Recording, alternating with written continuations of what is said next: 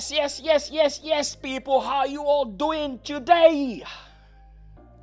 What's good, my people? What's good, my friends? What's good, my enemies? Actually, I don't think I have any enemies. I just have some haters. I'm just kidding, people. Welcome to the Late Night Football Show with yours truly, Tade Osho. How you all doing, people? How is life treating you? It's interesting to know that today, people, I do not have my wine. All I have is a smiley face mug with some tea in it.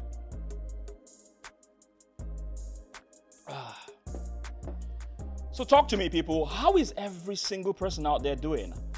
I hope you woke up very well. I hope you had a very nice day. No stress. You don't have any body aches.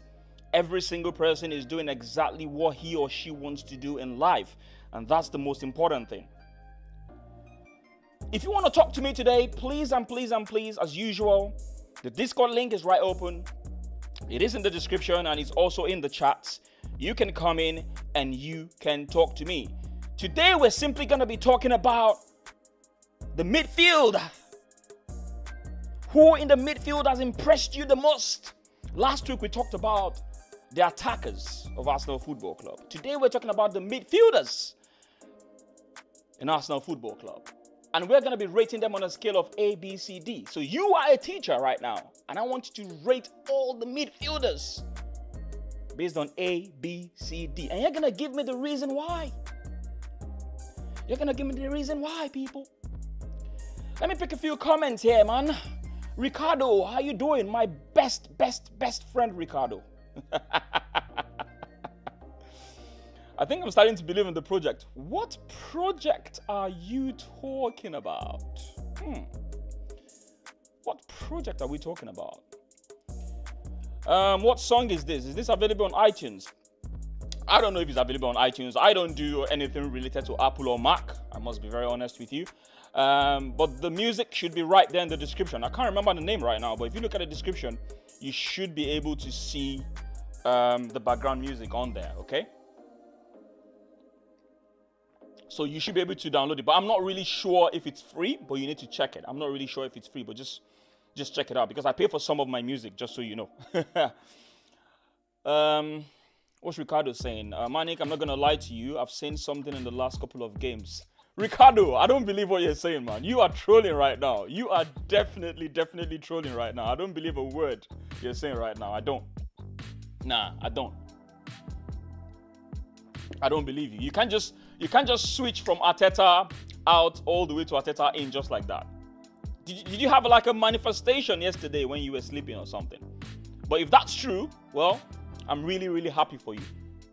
I'm really happy for you.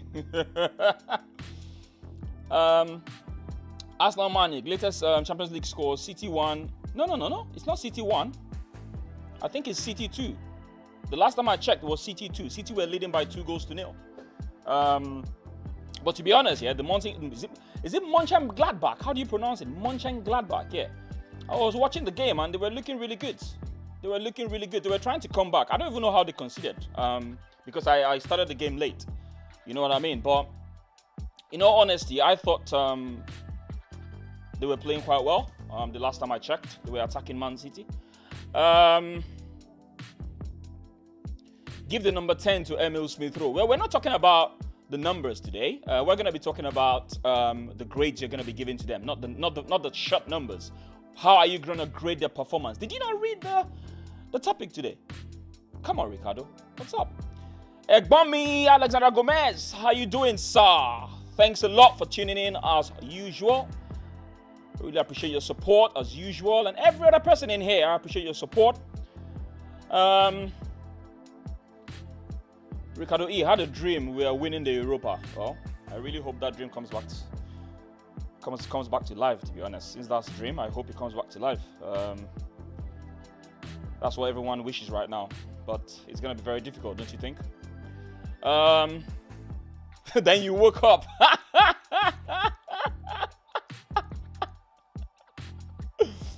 Anyway, listen, people, let's get straight into it. let's get straight into it. Like I said, if you want to come into the Discord link is open. You can come into the waiting room, and I'm gonna see you, and I'm gonna get you in, and we can talk about football.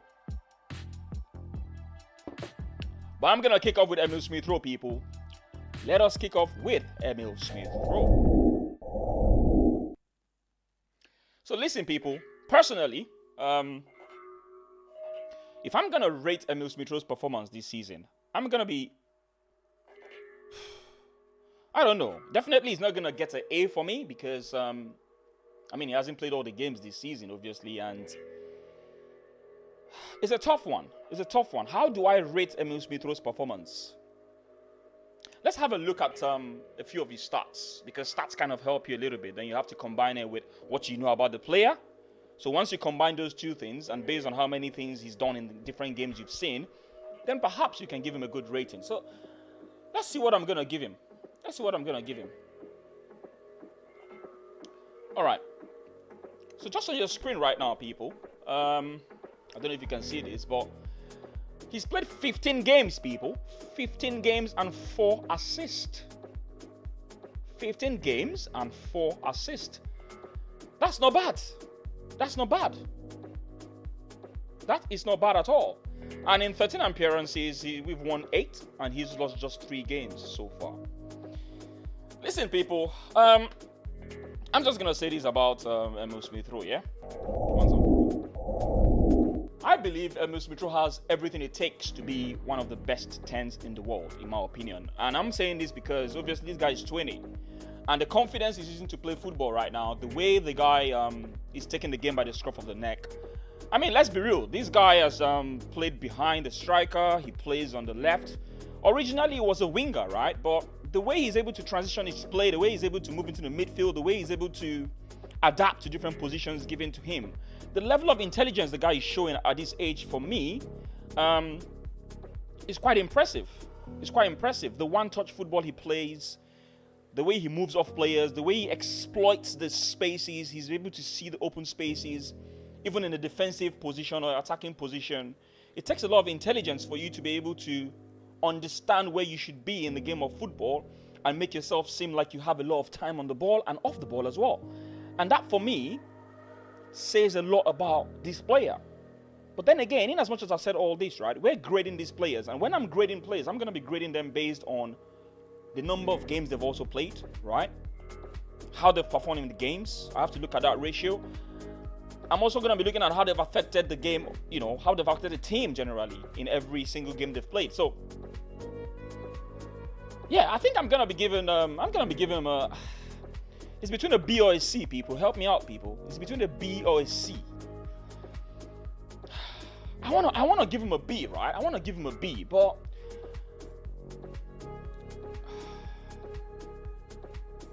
he's created he's created the most chances this season after Saka and Willian.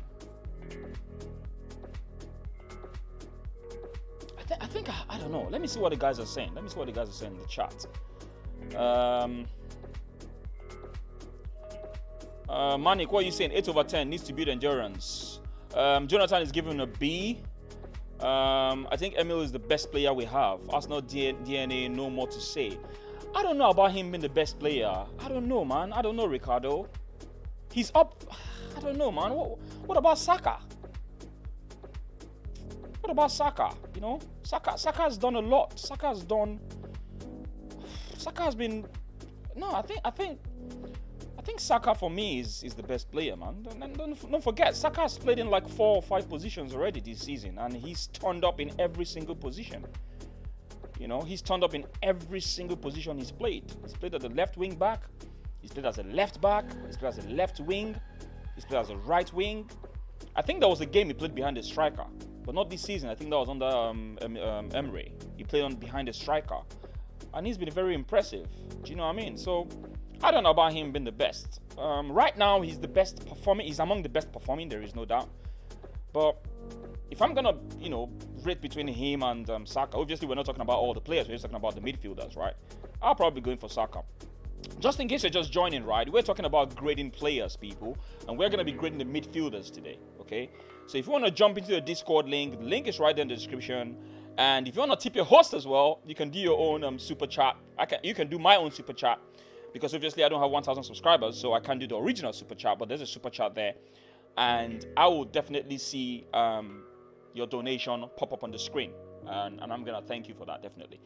So, just going back to what we're saying, right? Evening to you, James. How you doing? Arsenal Money, can we rate out of 10? You know what? You can rate out of 10. That's fine. But it's mainly about A, B, C, D, if you know what I mean. But let me see what you can rate out of 10. Then I'm going to convert that to A, B, C, D. So this is how it's going to go, right? If you rate him 1 or 2 over 10, right? 1 or 2 over 10 is an E. If you rate him 2 or between 3 or 4, 3 or 4 is a D. If you rate him between 5 and 6, 5 and 6 is a C. If you rate him between 7 and 8, 7 and 8 is a B. And 9 and 10 is an A for me, if you get what I mean. So I'm going to be converting those ratings in my head. But I'll prefer if you use the alphabet, because right now I am a teacher, I'm a football teacher, and I'm grading my students. That's what this is about. All right. Arsenal Manik, he's super skillful. He plays first, touch passes, just needs more consistency. Should come in the next few seasons. I hear you on that, man. I honestly hear you on that. You know, you said something about consistency, Arsenal Manik, and I think it got to a point like we were really relying so much on him. You know, there was this period when he was playing all the games, and I thought he needed rest, just like Saka now. You see, the last 2 games, Saka hasn't been as sharp as before. And I think that's because, you know, we're using these guys too much. We're relying on the young players and all that. It's going to take a toll on them, whether you like it or not. So I think it's got to a point now that we need to manage these young players, you know, and I think that's what's happening. So for me, I'm looking at Emil Smith Rowe and I'm thinking to myself, like, he's going to be one of the greatest 10s if he keeps, you know, doing what he's doing, and he is very humble. Humility is the first thing for a young player. As long as you're humble and you're willing to learn, you will be the best out there. No doubt. Absolutely no doubt. Ricardo, one-touch football, Arsenal, 100%. Yeah, that's what I like about him. You know, and someone said something. Was it I'm trying to think now. Was it Ferdinand that said something about Emil Smith Rowe, saying he was going to fit into Arsene Wenger's team was it in the Invisible Era? Or yeah, I think it was the Invisible Era that was going to fit him perfectly, and I kind of agree. I do. I really agree, because, and I'm not going overboard now, because I know people say, you know, I over-exaggerate and all whatnot. No, I'm not over-exaggerating right now. I'm looking at him as he is right now as a young player, and you think of Fabregas when Fabregas was very young as well. And I'm not saying he's as good as Fabregas yet. Don't get me wrong. What I'm just saying is, you're looking at him right now and you're thinking about the young players back in the days, right? He's up there. He's up there in terms of, you know, his age and what he's capable of doing on the ball. He's up there. Emmanuel, what's up, man? What's up? How you doing? He has to get a B, in my opinion. Still has a lot to improve on, but I am super excited to see how much he has developed. So a lot of people are going between the 7 and 8 over 10. That's good. That's good. That's good. Hey Suraj, what's up? Big fan to you as well. I am a fan of every single person that supports me, honestly. I am a fan of all of you, even the ones that troll me as well, the ones that always come on my stream and make fun of me as well. Listen, at the end of the day, right, we are building a community here, and it's all about Taja sports people. So big up to you as well. Big up to you, James. Ricardo, a football teacher. Oh, shut up, man. You know what I'm talking about, man. You know what I'm talking about. Randy, what's up? Saka was the worst in the North London Derby, to be honest. Was it the worst, though? Was it the worst? I don't know, man. What is this music? You guys don't like the music? What's wrong with the music? Honestly, what's wrong with the music? Jesus Christ, you guys complain about everything, man. Let me change it then. Freaking hell. Do you like this one, or should I change it? If you don't like this music, I'm gonna change it. You guys just complain about everything, man. What have I done to you people? Freaking hell. That is game music. Leave my game music alone, man. Man, let me go to more footballing matters, man. Ricardo, Emil reminds me of Santigazola, Fabregas. I don't know, man. You guys, nah, man. Wait, can you explain why? Can you explain what you mean by that? Because I don't know, man. What in the way he moves the ball, in the way he runs, in the way he touches the ball? What are you on about, man? I don't understand what you mean, man. Santi Cazorla is a different. I mean, in terms of how Santi Cazorla plays, right? I have not seen any player that plays like him. I'm sorry, especially with his, you know, being able to use the two fits perfectly. The way he wriggles around people, the way he plays around people, man, that guy is a different maniac, you know. That's not manic. I can't hear any music. Can't you hear any music, really? I don't want to put up the volume. It's gonna be too bad. You know what I mean? I don't want to put up the volume. Randy Viper, Emil was man of the match for me. His energy was the difference. Yeah. That's not gay music, Ricardo. That's classical. Tell him, Arsenal man. Tell him. Hey, Werner, what's up, man? Smith Rowe to Chelsea. Oh, get out of here. Get out of here, Werner. Get out of here. Go back to where you belong. Go back to your Chelsea home. Don't come back. Don't come back to my stream. I'm just kidding. I love you, Werner. But please don't say that again. Don't freaking say that again. What the hell are you on about? Shish. He's not going to any Chelsea. He's an Arsenal boy. Do you know what? What? Do you guys think this guy is going to end his career? Because I think he's saying he's going to end his career. Was it him that was saying he's going to end his career in Arsenal? Or was I dreaming about it? I won't be surprised if he ends his career in Arsenal, man. I wouldn't be surprised because he's got Arsenal in his blood. It's like some promo music, man. You guys complain about everything, man. Freaking hell. Okay, this is the last time I'm gonna change the music. Okay? This is the last time. Yeah. That's it. I'm not changing the music no more. I like the Claude and Tade music. Do you? Do you know what, right? The original Claude and Tade music, we had to change it, and that's why we used a different one yesterday, because I think that Claude needed a license for it on there, and I have a license for it, so I had to change the music, if you get what I mean. So I'm sorry about changing the music anyways. The music, all right, man. Thank you very much, Emmanuel. Thank you. I don't know why everyone is just complaining about my music.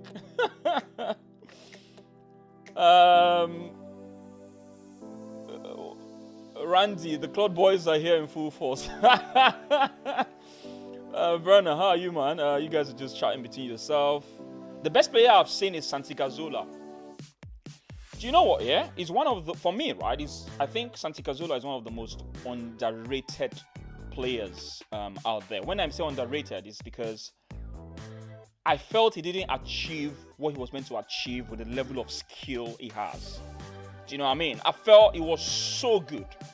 He was so good. Because even in the Spanish team, because the Spanish team has so many established players, the likes of Xavy and yesterday were playing in Barcelona, and were playing in, and the other guys, Xabi Alonso, that were playing in Real Madrid. I felt because of that, he wasn't always in the first team every single game. Because they were, they had wealth of talent. They had David Silva, who had to play off position as well. They had Fabregas, who was sitting on the bench. They had Busquets.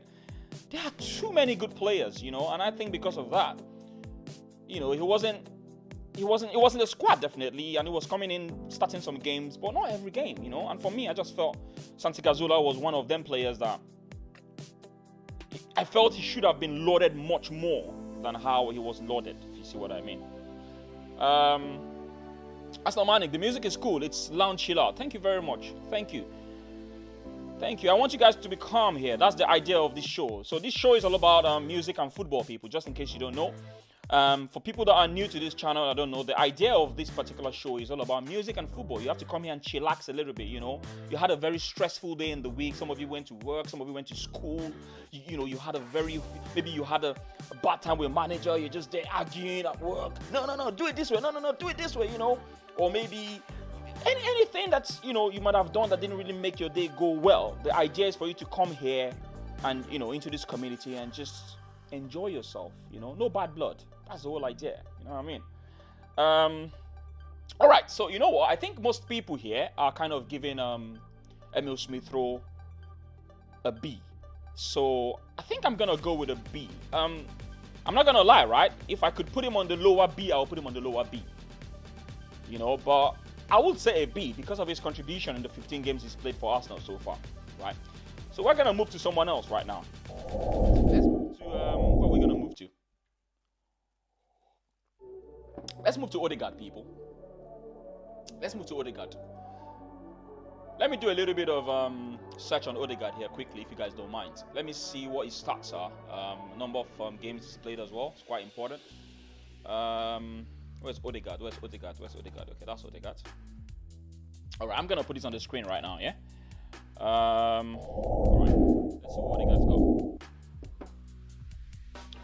All right, so that's Odegaard, people. Odegaard has got 7 appearances, 1 goal. Right, he started 4 games and is coming as a sub. All right. To be honest, there's not much I can go with when it comes to stats, so I think we will just talk about him generally as a player, if you see what I mean. Yeah. All right. I see you, Mosibo. I see you, Jonathan, in the waiting room. I'm gonna get you guys in right now. I'm sorry I didn't see you guys earlier. I got a bit engrossed in the chats. You know, the guys in the chats were keeping me very entertained and all that. So,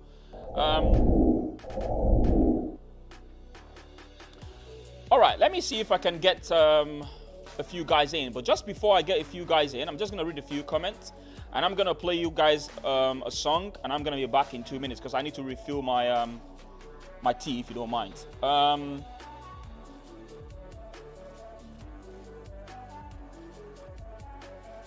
All right, Ricardo, I want Emil Smith-Rowe to be captain one day. Emmanuel, I hope we can win things. If we don't win things, all our good players will leave. Listen, man, that's a very good point. That's a very, very good point. Do you know what I mean? That's a very good point. A lot of players left. Van Persie left. Fabregas left because we're not winning things. That's the fact. They wanted to win things, and they did. They did. Fabregas won at Chelsea, won at Barcelona. Van Persie won at Manchester United. So that was a good choice for them at the end of the day, because they were not going to win it here. Let's be real. Ricardo, imagine the day Emil Smith-Rowe, Saka, and Turning leave. It will be heartbreaking. Yeah, it's going to break my heart too. It's going to break my heart. Arsenal Manik, Santi was one of my favorite players to watch. Wonderful on the ball. Yeah, I agree with you, man. I agree with you on that. All right, people. If you guys don't mind, I'm just gonna play you guys a song because I need to refill this quickly.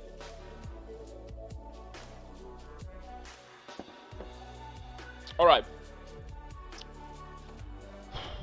I'm gonna play you guys a song from We Should Start Right Now.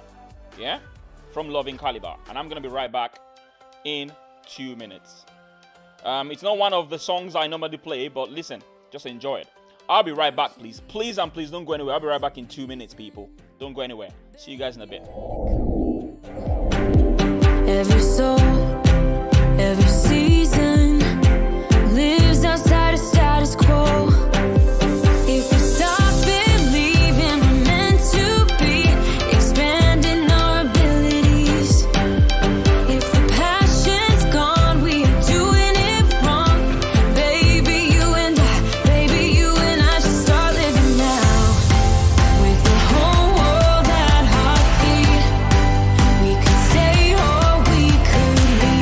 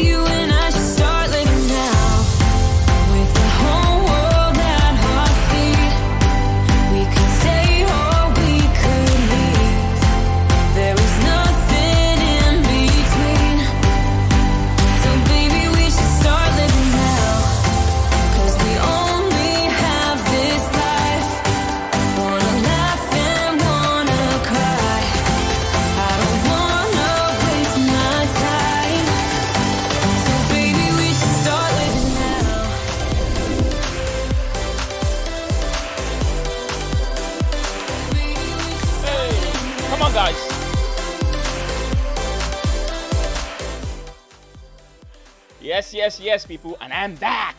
It's a song from Loving Caliber and Emmy. We should start right here. All Arteta out, Arteta in fans, we should start right here to start getting together. And even if we have difference of opinion, it's all about how we handle it.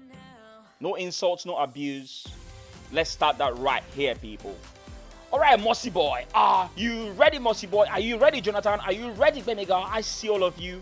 I might have to bring you guys in if you don't mind. Okay?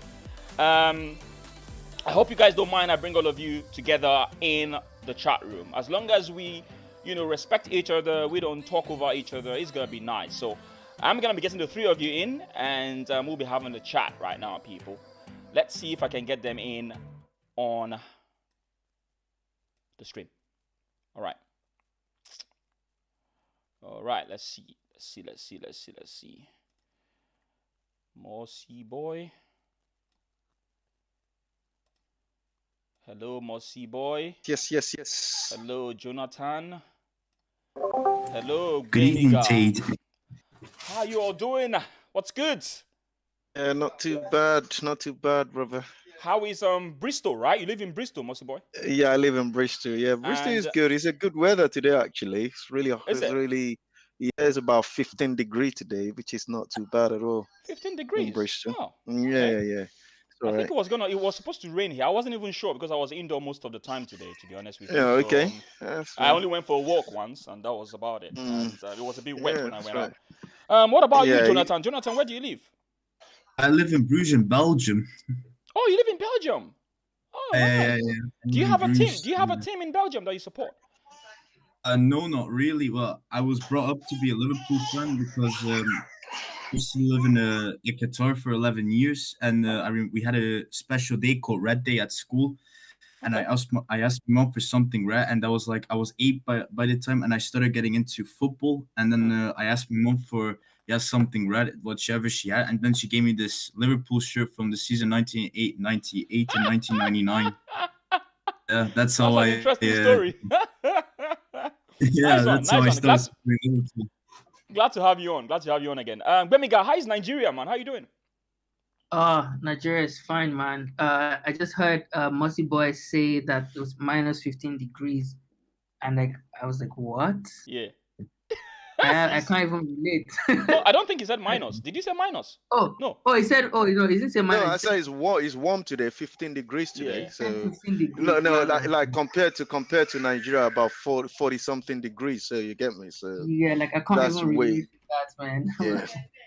Yeah. But sometimes it could get to minus in the UK sometimes. So yeah. Yeah. That's right. All right, people. Let's get straight to the point, people. Just for anyone that is just joining right now, basically, we are just going to be talking about the rating of our midfield players today. And we started with Emil Smith-Rowe. I think most of us agreed on a B. Personally, I would have given just maybe, if there was a way I could give him a low B or a high C. But at the end of the day, right, we can't do that. So, we ended up giving him a B, really. But Odegaard has only played 7 games, people. He's played 7 games. He scored 1 goal. I don't know how we're going to rate him, right? But I'm going to be starting with you, Mossy Boy. Tell me about Odegaard. Talk about Odegaard. What's your feeling? Yeah, I've said it before that what I see from the guy, I'm seeing sign of a very good number 10, but I try not to get too gassed on the guy. You understand what I mean? He only played the start to show earlier. He only played 7 games. So, and the last 2 games he played, that's I think we started to kind of get used to Premier League slowly. And I always mention every time I watch this guy play, he just need a little bit of muscle to put on a little bit of muscle on him, so he can actually protect the ball better. You understand what I mean? So because these days it's very, if a bigger player went to him, he kind of lose the ball easily. So wait, so I'm seeing a good thing. Have you seen him muscled out a lot though? Have you seen him? Well, I'm listening. Yeah, I'm just asking. Have you seen him muscled out a lot? I mean, I think for me, right? I Yeah, think what he because he does. run because he always run away from if he see it and I like him. He doesn't hold the ball too long. If he sees someone is coming, he just give the ball quick. Yeah. I don't want someone to rough tackle or to Mm. rough handle me. So, but if this guy get into the way Premier League is right now, like a little bit physical, then I'm telling you, it will be good. But we don't. He only play like maybe probably seven games, so we don't want to get too carried away. So we probably started to judge him when he play like maybe probably 20 odd games, and then we can actually say, oh yeah, this guy's is Okay, really so good. based on these 7 games so far, Yeah, and I don't know whether we should be including the. I think we should be including the Europa games as well. Based on all the we games he's have played to. so Yeah. far, I mean, what would you rate him then? What would you rate him? You can use numbers. You can use the alphabets. I said it already. You So, can use ABCD. but if I want to rate him between 1 and 10 at the moment, I would still give him 6 at the moment. Okay, so that's a What C. he's doing, yeah, That's it's a a C, C. All yeah. right. Me, my Belgium friend Jonathan. Over to you. So what's your take on Odegaard? I think Odegaard has been a bit of a bright spark for you this season, together with Smith Rowe. I think they pushed each other to different levels because with the addition of Odegaard, I don't think Smith Rowe has been run into the ground. So I think they're pushing each other. If you could sign Odegaard on a permanent, maybe for next season, if Stan Kroenke wants to spend the money, I think you got a really good player on your hands. He definitely hasn't reached his best yet. So for that, I would give him a 7. I do think he has the ability to go to different levels. That's a I B. think So you give him a B. This is getting interesting.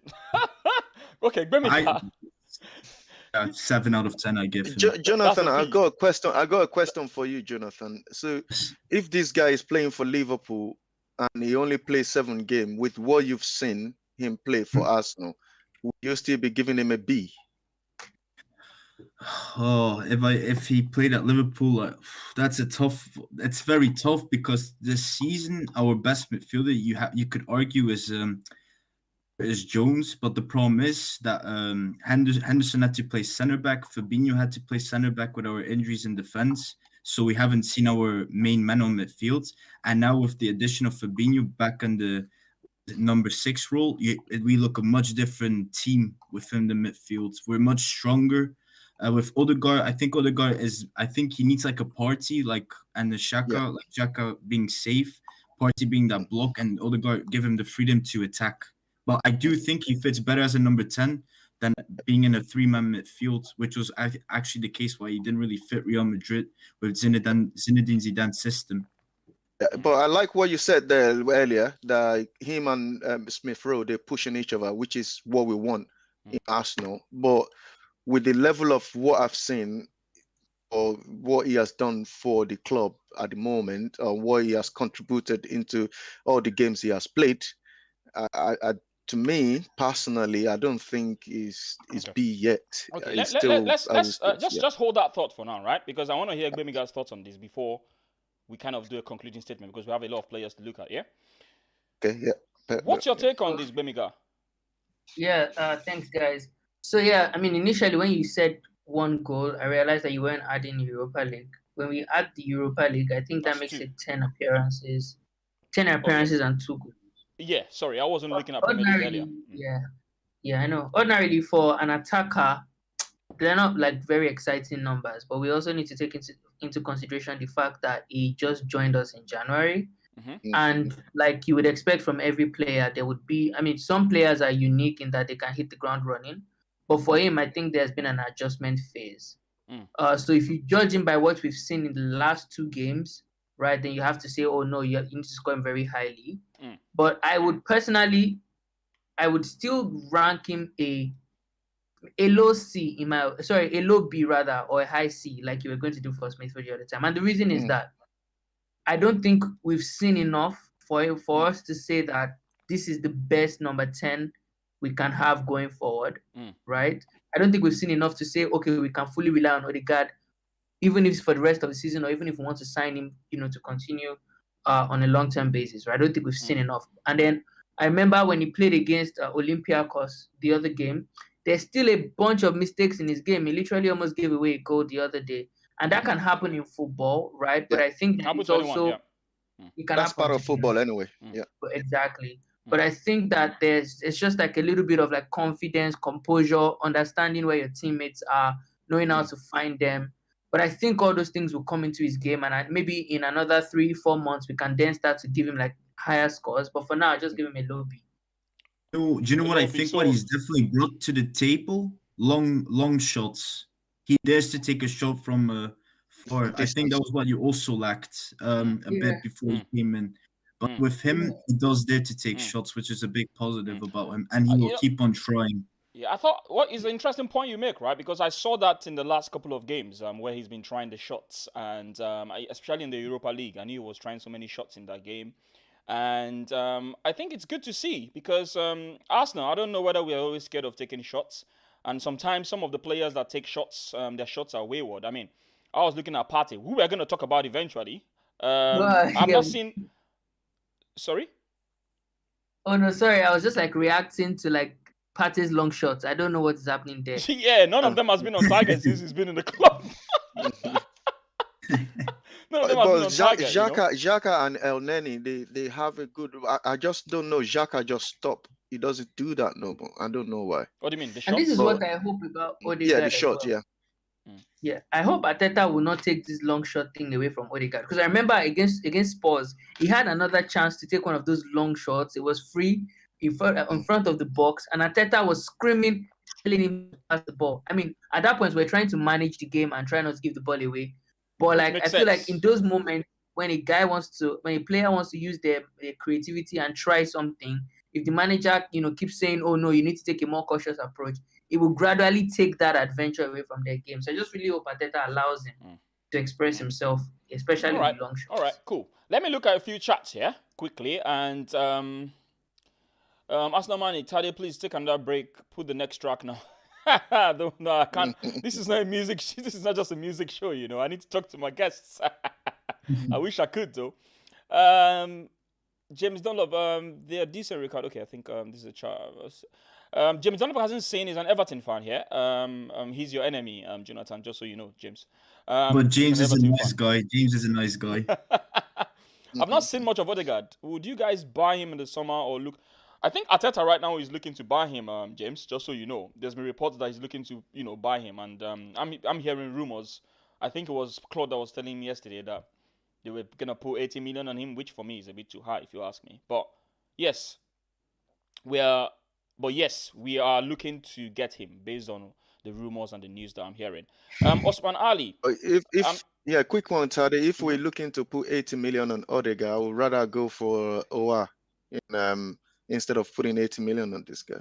Just go for play though. I mean, just go for a ready-made number 10 and go and spend that 80 million on it. Have you seen Owa play though?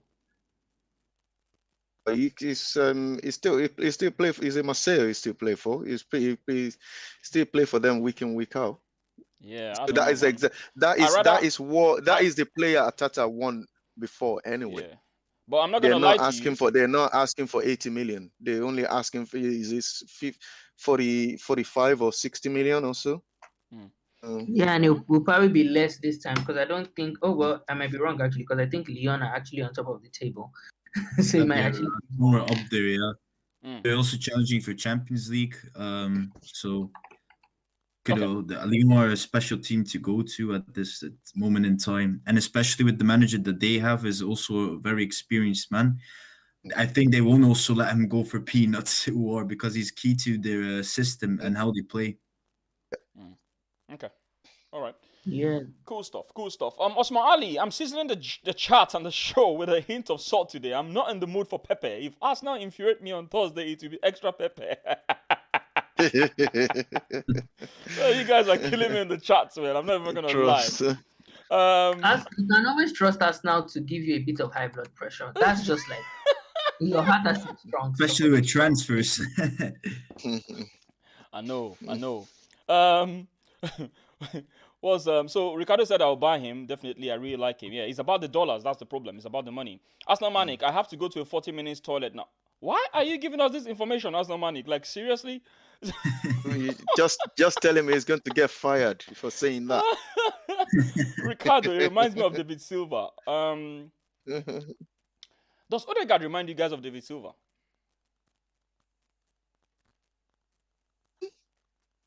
Are you guys still there? Oh. Everyone We're still went here. quiet. I can hear you. That's But no, he just surprised every one of us. I think that's why we went That's Ricardo quiet. E's comment, isn't it? I don't know. I don't know. No. David Silva compared to Odegaard, no. Nah, Yeah, I don't Silva- think. that's miles apart. Okay. Silva was a don't guy that used to run games, just City's midfield with him. He was the one that ticked Man City's team. Silva dictate the pace of the game. Yes, indeed. Yeah, maybe I feel okay. Well, I was going initially. I was getting like, especially with like the passes he used to make, because he used to make some really good passes. I was getting like an Ozil vibe from him. But then I see that he has, in my opinion, has a lot more physicality and a lot more like defensive ability. He will offer you a lot more defensively than Ozil ever did. So like I don't want to like do.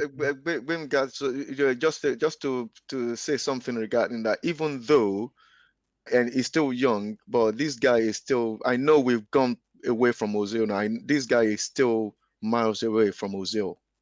What Ozil can do on the pitch. Yeah, we don't want to get too carried away with this guy. Like I said, we just keep watching him and see what he's going to bring, basically. Okay, cool. Let me do a little bit of announcement to the next person we're going to be talking about. We are going to be talking about no other than Ceballos. What are you going to rate Ceballos, people? What are you going to rate this guy? Talk to me, people. What are you going to rate him? Dani Ceballos this season. I'll start with you, Bemiga. Dani Ceballos. Yeah. He's taking a bit of breath out of me now. The way he said his name. It confuses me. I can't lie. This is the list I can see. It confuses me.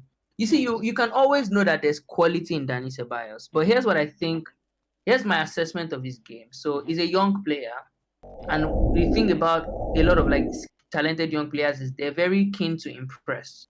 And he's also in a team where some young players have really broken in and cemented in him for themselves. So somebody like Saka, somebody like Smith Rowe now. And I feel like Ceballos sometimes, because he doesn't get as much game time as some of these guys, he feels left out. Yeah. Right? So whenever he gets the chance, he wants to always try too hard to impress. And this is my opinion. I might be wrong. But I think he tries too hard to impress. He wants to show that he's around, take a few more touches than is necessary, do some dribbles. And he can do it successfully sometimes, but like his physicality doesn't seem to match the ideas in his head. So many times he will end up losing the ball.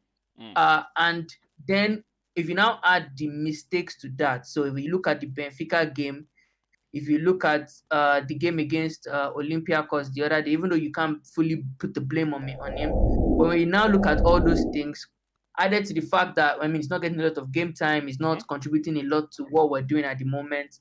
It just then looks like an ordinary player that doesn't do. If I had to rate him, I'd probably give him like a D or something. In my opinion, that's what would be fair. Because he hasn't really done anything for us this season, in my opinion. All right. All right. Over to you, Mossy boy. What I think about this guy is I think he has not been allowed to do or to play on his natural role, maybe further forward. Every time I see this natural role, though.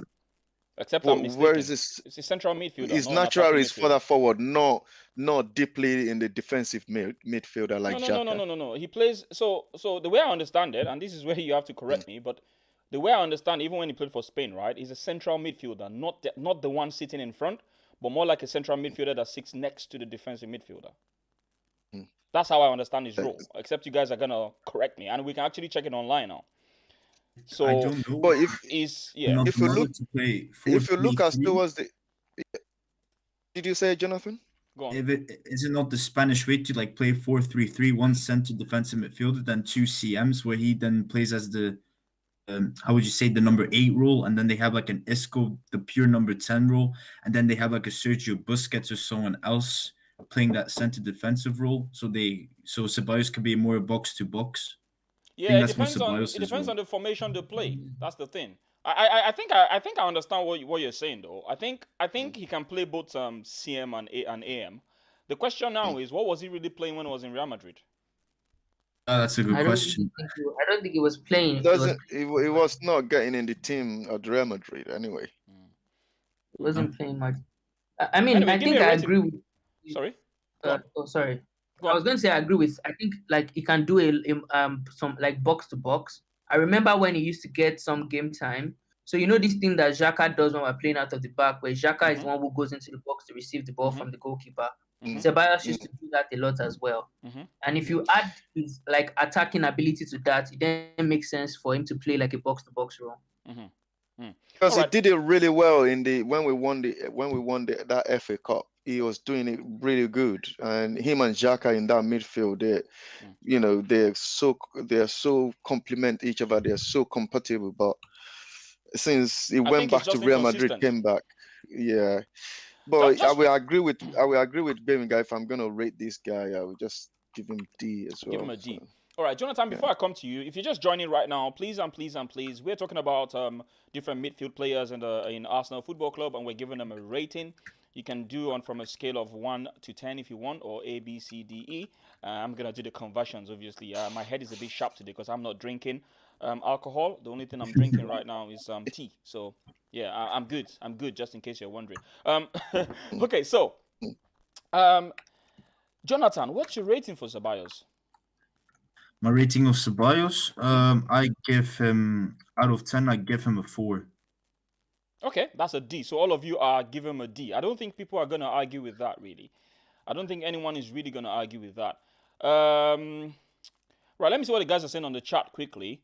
Where am I going to start? I'm not going to pay for 80 million that Claude mentioned. I think that's Odegaard's talk. Aaron Sterling, how you doing, mate? What's up? Durgy, 25 million. I would buy him. He has got brilliant quality touch, immense potential. I would love to see him partner with Partey.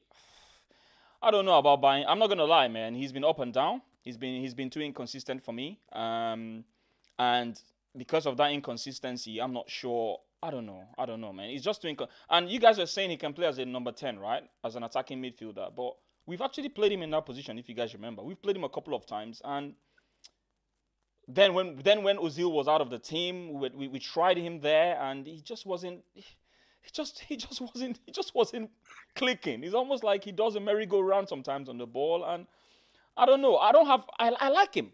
You know, there's something about him, right? Personally, I think he's hardworking. I like to see people that have good work ethics like him. Do you know what I mean? I love that. I love to see that.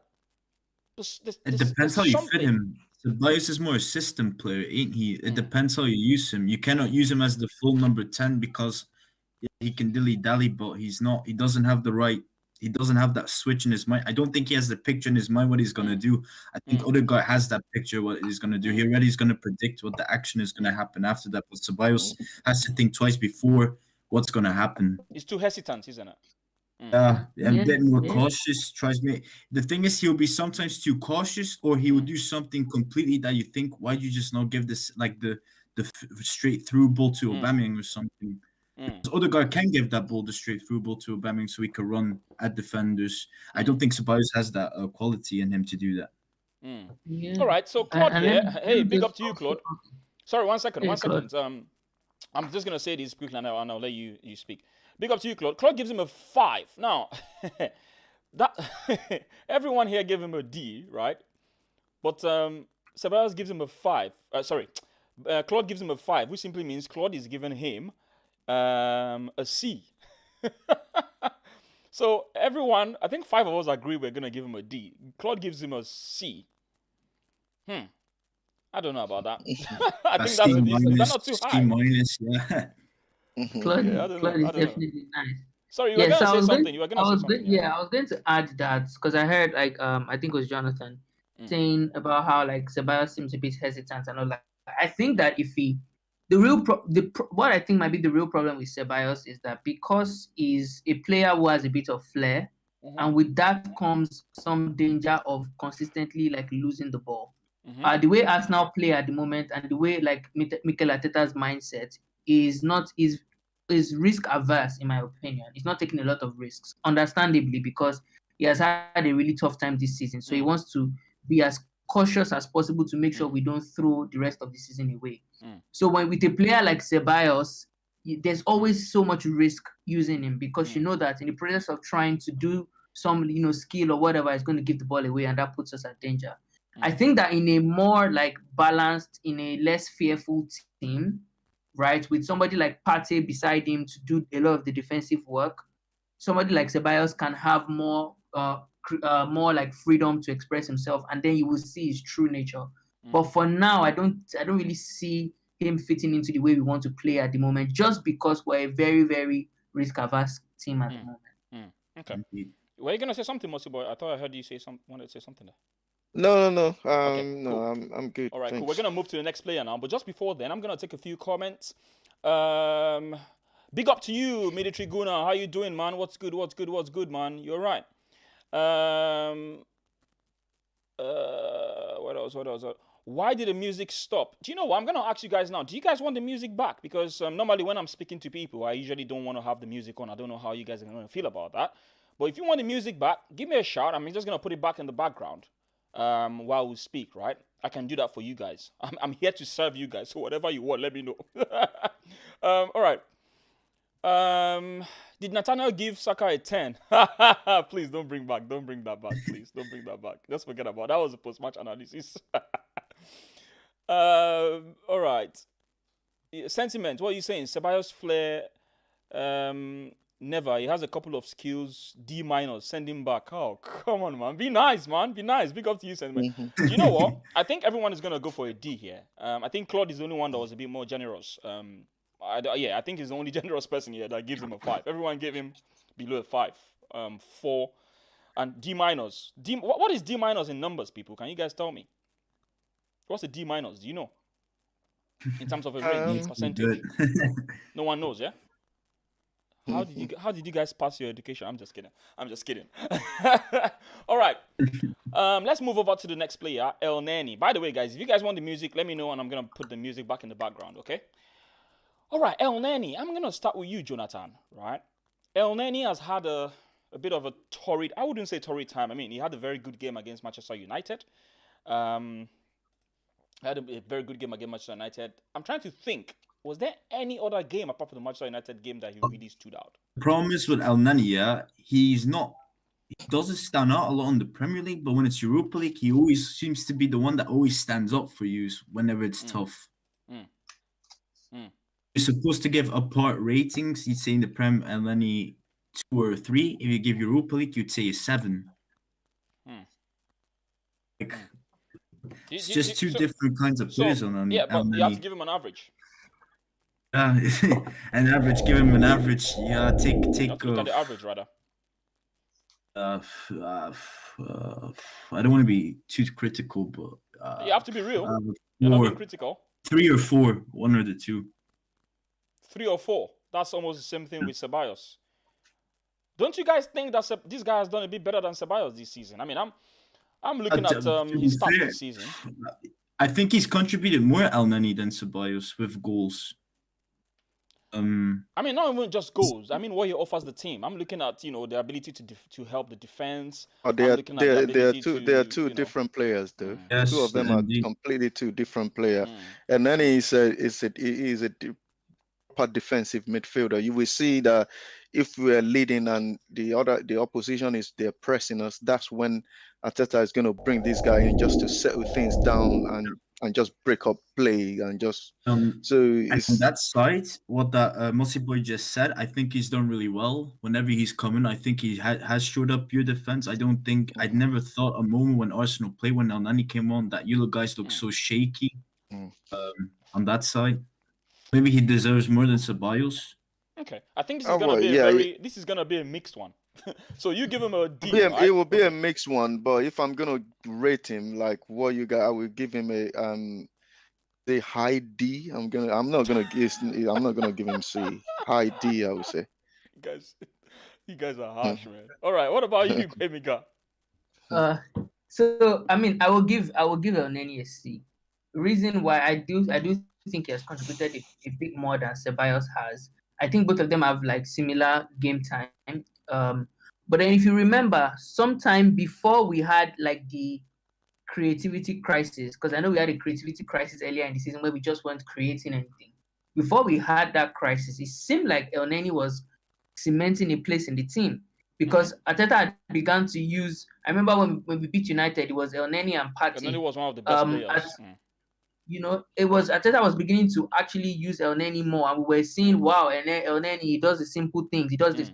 But when we had the creativity crisis and when creating, then it became sideways El Neni, right? And so, do you understand? And so we just sort of like, okay, we need a bit more creativity, and El Neni is not going to give you that, so let's put him on the bench. And that's sort of how he lost his place in the team, in my opinion. So when I think about what he did at that time, and just his ability to come on the pitch every now and then when we need to cement the game and just help us stabilize in the midfield, I have to give him a C at least. Now, the question I have with El Neni is this, and I want to hear your opinion about this. So I feel like El Neni is one of those players who is content being on the bench and being brought on as an impact player every now and then. Personally, I don't think that's while I understand that and I know that every team needs that, I feel like that's just not ambitious enough, right? Because he's 28 or 29 or something. 28. And he's not a terrible midfielder. In some clubs, he will be a first team player. So I don't know. I worry that he's not ambitious enough. But and then like for that, I don't know if that's the right kind of attitude we want in the club. But what do you guys think? Do you know what? Yeah, let me answer that. That's a very, very interesting point that you brought up there because there was a time I spoke about this with someone. This wasn't on camera or anything. I think we've talked about this, and I use the analogy of every single person in a classroom that has classmates. There's always going to be the ones that are okay being average because they just feel, you know what, I'm okay. I'm not failing. I'm not the top of the class. I'm just okay. And there are certain people that they feed off confidence, right? What do I mean? When they've played in the club for a long time and it just seems as if they've put them in this level, and they've sourced them in this level. Sometimes some of them just believe and grab it and say, you know what, maybe I'm just not good enough, right? And I'm going to stay at that level. I'm just going to be doing what is asked of me. And listen, I'm earning money, sitting on the bench. That's fine. And some of those people, imagine another coach comes to them and say, El Neni, you could be great. You could be a great player. I want more from you. Don't settle for less. Imagine what that might do to his psyche. There's some players that need that. Some players really need that. And that's just how it is. Even in your teachers, your mentors, sometimes you need that little bit of poking on the ass. Like, dude, you're better than this, man. And then you'll be like, you know what? I'm actually good. And his confidence begins to grow. So for me, it's difficult to tell because we don't know him personally. We can only assume based on what we're saying, right? So it's possible he's not ambitious, maybe because of one or two reasons that I've just mentioned. And it's also possible he's just accepted that he's probably not better than what he's giving right now. And he's like, you know what? I'm in Arsenal. I'm lucky. I don't know what you people's take is on that, but this is what I think.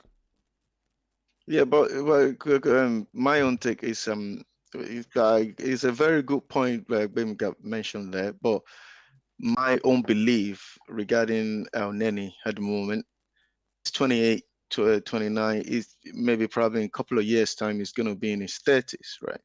Yeah. The stage he is now, like what you mentioned, that there's some people in the class, just I'm not, the stage I am now, I'm not actually failing, and I can't. I think El Neni is at that stage, which the stage he is now, he cannot improve than what he is right now. It's why I mentioned the other time, like, good to be a squad player, El Neni. Like, if things are not going right in the midfield or whatever, this is a kind of player that we can actually bring in and just shut that midfield down for us. If you understand what I mean, it's just like what is it called? This guy that I can't remember his name now. When Arsenal wants to sign him before, this tall French guy, everybody was talking about him the guy that time. Plays in Spanish league. He played in the Spanish league, eh? Nzonzi. Zonzi, Yes. You remember, Zonzi doesn't get into the French first team. I remember when French are playing in the final, when N'Golo Kante was kind of getting tired. The French manager just brought Nzonzi on to shut that midfield. So I think Elneny is just like a player like that. If you're not getting to the team, they brought you on, just go and do a job and get it done. That's it. Okay, cool. Jonathan, you have any take on this? What he said? Well, the thing is, I think it also depends how much Arteta believes in him. If Elneny is content with his role, then okay, let him be content. But I don't think Elneny is one of those players that will knock on the manager's door and says, "Hey, Mikel, I think I deserve more game time," because you have players like that think that they deserve more game time. And I think Elneny is one of those players that never cause mayhem in the dressing room. I think he's one of those players that everybody gets on well with. Yeah. So that could also be something. But Elneny is now coming to the point of his career, 28 years of age. I think it's now the point of saying, do I stay content with my role, or do I look lower down the league? I think like a bit like Martinez has done, your ex-goalkeeper. I don't know how old he was when he left. Was it 27? 28, yeah. I think it's a bit like that. But Maybe a goalkeeper has a bit more longevity than... He has more longevity, and then he's coming now to the point of his career at 28. You're normally in your prime. Yeah, and then he's not going to improve on what he is on now. I think for a squad player, like Mossy Boy said, he's perfect.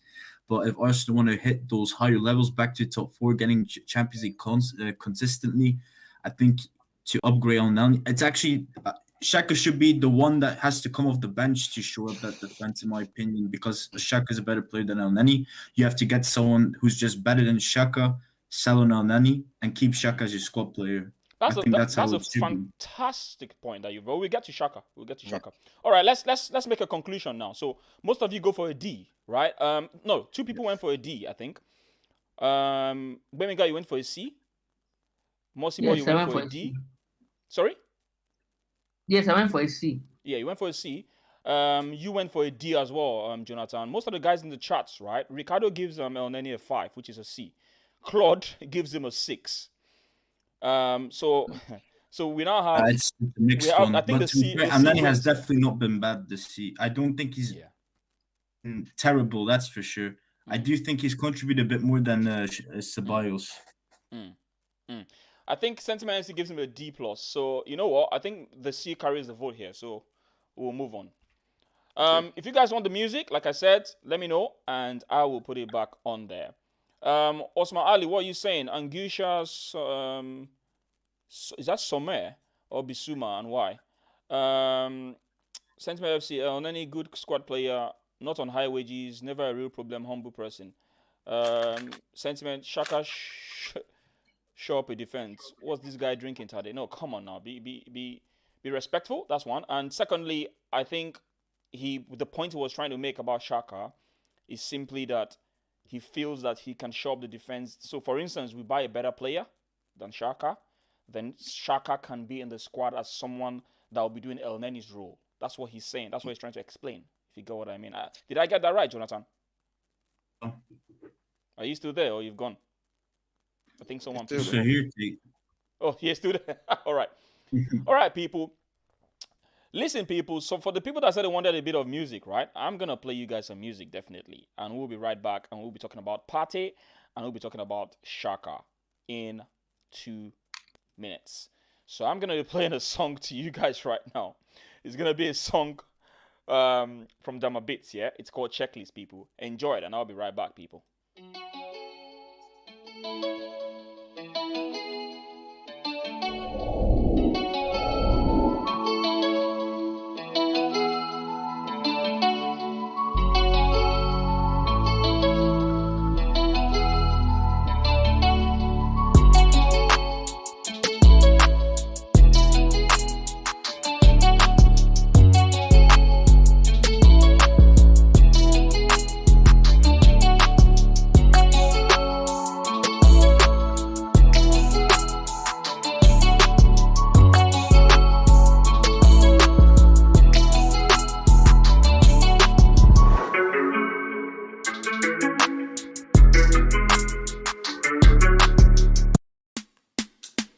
Special and she reckless.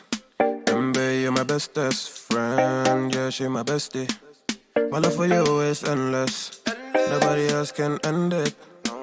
And when I get the money back, then baby girl, you can spend it. And everything is alright. I like how you doing alright. Like how you think alright. Always on top, oh yeah. Like how you do it alright. Everything good, alright. Like how you think alright. Always on top, alright, oh yeah. I wanna know it tonight. I wanna be the one to surprise you. Wake you up in the morning. I wanna be the one that you calling. Cause I see you in the future with me. I wanna meet you. Love, best friend, and big family. I'm the storm in your dream, making wet dreams come true. She know she bad, but I done bad. She a gunshot that blew my mind. No distance, I come by my side. Everything is green over here. Everything you want and think about. Now I got your back all the way. And everything is alright. I like how you doing alright. Like how you think alright. Always on top, oh yeah.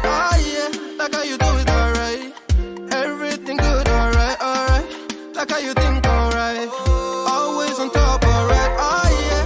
I wanna know it tonight. I wanna be the one to surprise you. Wake you up in the morning. I wanna be the one that you calling. Cause I see you. That's Bestie people from Fiskayet. And I've got with me Mossy Boy, Bemiga, and Jonathan. They are in the live room, people. And we are going to be looking at Partey and Xhaka next. So if you're just joining the show, people, basically we are rating all Arsenal football midfielders right now. And we are giving them different markings. Either 1, 2, 3, 4, 5, 6, 7, 8, 9, 10 scale. We're giving them an ABCD scale.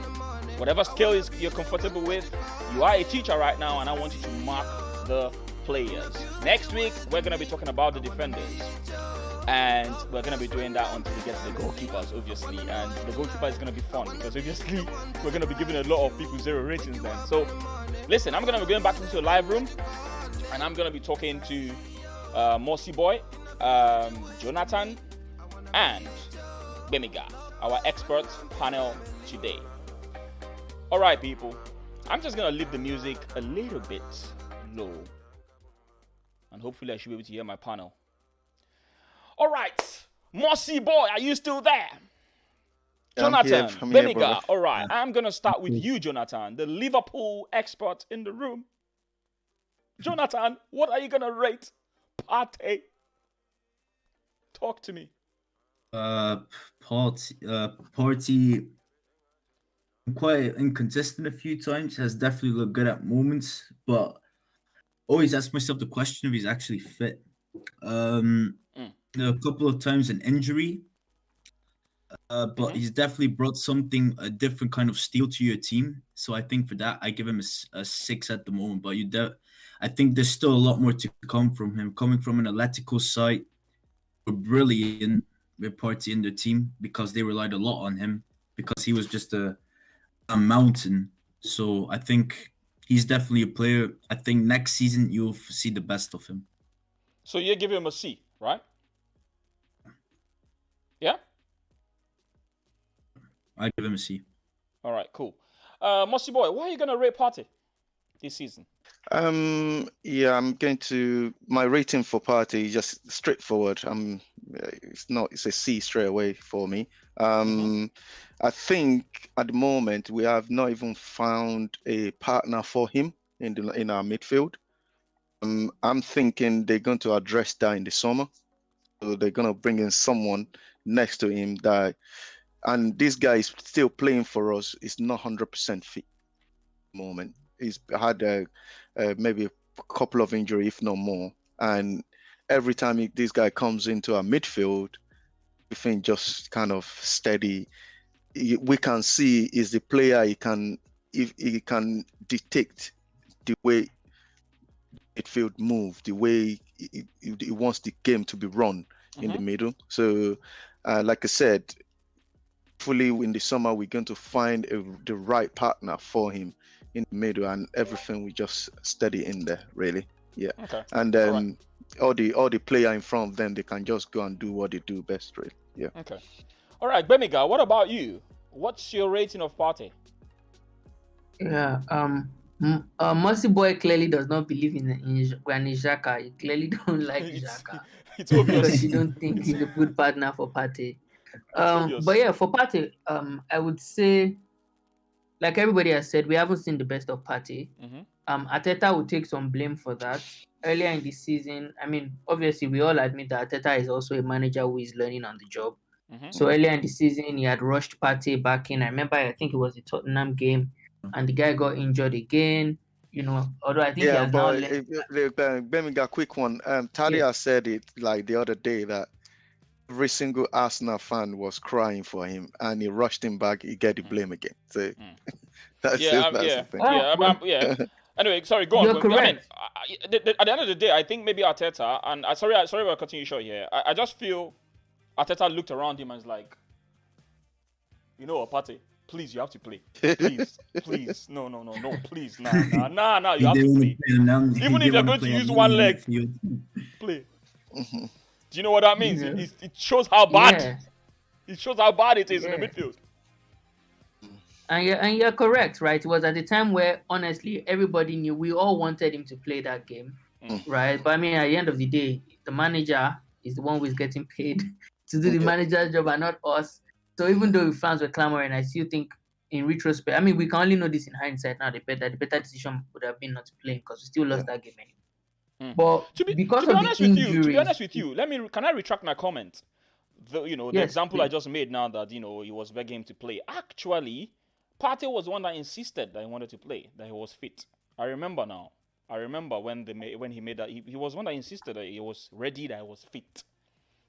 And sometimes you need to look at what the experienced player tells you. If an experienced player tells you he's fit for the game and he's one of your best players, who are you as a coach to say no, you're not going to play him? Do you know what I mean? So a little bit of that is on him as well.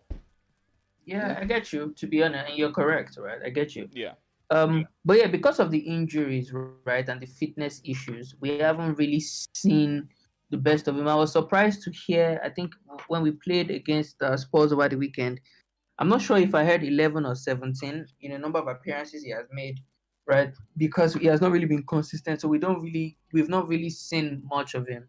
I would honestly, I'll give him a C, and the reason why I'll give him a C is because there's so much more to come from this guy.